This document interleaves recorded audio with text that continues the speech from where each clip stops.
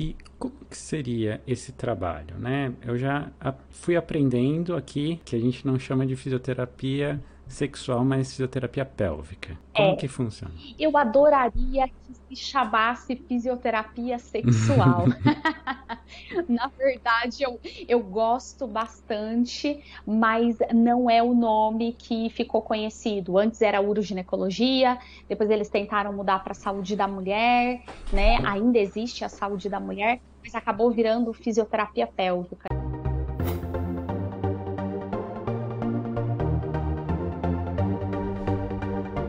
A gente faz fisioterapia mesmo, né? A gente trabalha com musculatura, a gente trabalha com sensibilização da região. Então, quando as mulheres chegam pra gente com dor, algumas elas têm dor na relação, outras não conseguem fazer um exame ginecológico. Então, elas não conseguem se cuidar. Então, você estava falando sobre o câncer de mama. E um outro tipo de câncer que tem bastante no Brasil é o câncer de colo de útero. Então, essas mulheres, elas chegam pra gente e não conseguem fazer um Papa Nicolau de jeito nenhum, nunca fizeram. Então, é extremamente importante que seja feito esses exames como prevenção. Uhum. Então, é uma das coisas que a gente faz, a gente prepara essas mulheres para os exames ginecológicos. Tem algumas pacientes que têm fobia de serem tocadas mesmo externamente. Então, às vezes, se ela tem, por exemplo, uma candidíase, uma inflamação, qualquer coisa que ela precise usar uma medicação, ela também não consegue. Então,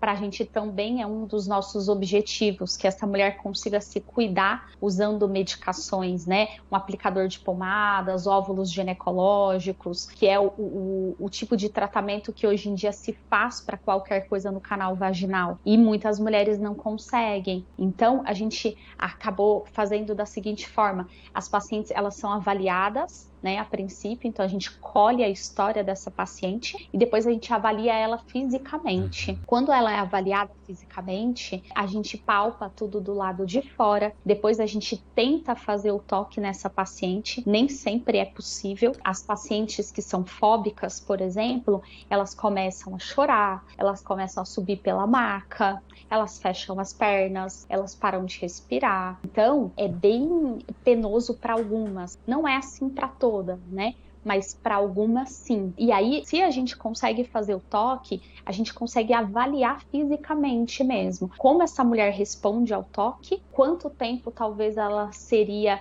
uma paciente que deixaria fazer um toque para fazer um exame ginecológico. Então, tudo isso a gente leva em consideração nessa avaliação. A gente faz o toque da musculatura de assoalho pélvico, porque ali em volta do canal vaginal a gente tem 13 músculos. E esses músculos, eles são capazes de contrair, que seria o vaginismo. A mulher, ela é capaz de ficar excitada, ela é capaz de ter o desejo de ficar excitada, mas no momento da penetração ela tem dificuldade. No manual de transtornos, que é o DSM, né? No DSM-4, era considerado as mulheres que não conseguiam ter nenhum tipo de penetração, as mulheres que tinham vaginismo. E as mulheres com dor eram consideradas com dispareunia. Agora, ultimamente, no DSM-5, virou transtorno de dor gênito-pélvica. São mulheres que têm dificuldade, apresentam dor ou têm dificuldade de penetração. Então,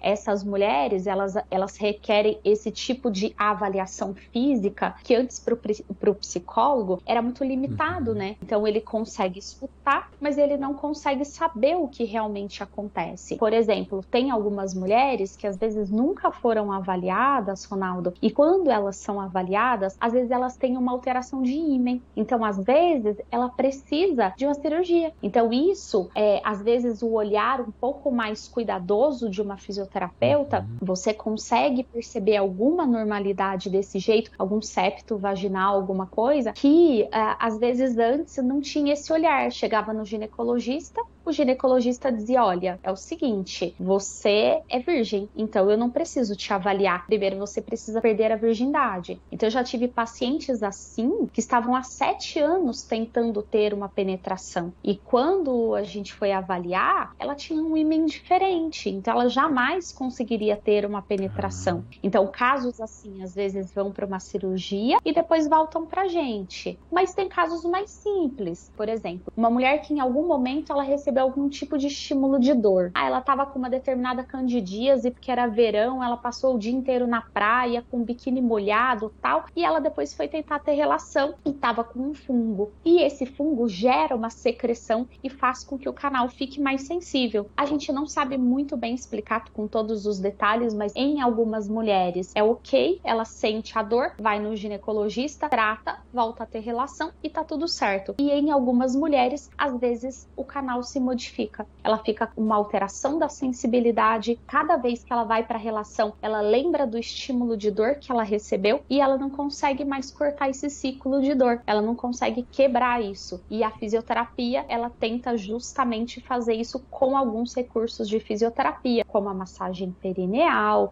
como eletroestimulação, com dilatadores vaginais, né, que são próteses de tamanhos diferentes. Então, a gente faz toda essa parte prática com a paciente, né, no consultório, criando novas memórias para ela de penetração, para que depois ela vá para a penetração novamente e que seja totalmente diferente da última tentativa.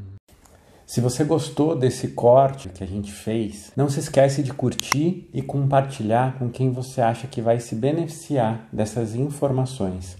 Se inscreve no canal se você ainda não é inscrito. Deixa nos comentários o que você está achando, quando você tiver alguma dúvida ou quando você tiver alguma sugestão de vídeo para a gente fazer aqui no canal. Muito obrigado. A gente se vê no próximo vídeo.